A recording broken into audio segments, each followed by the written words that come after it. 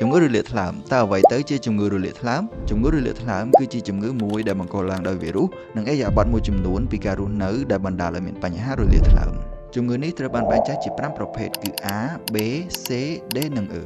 យោងតាមអង្គការសុខភាពពិភពលោកនៅក្នុងឆ្នាំ2022មានមនុស្សប្រមាណ304លាននាក់កំពុងមានជំងឺរលាកថ្លើមប្រភេទ B និង C ហើយប្រមាណ1.3លាននាក់បានបាត់បង់អាយុជីវិតដោយសារជំងឺនេះតើជំងឺរលាកថ្លើមមានរោគសញ្ញាអ្វីខ្លះអ្នកអាចកត់សម្គាល់ពីរោគសញ្ញានៃជំងឺរលាកថ្លើមដូចជាអស់កម្លាំងល្ហិតល្ហៃគ្រុនក្តៅ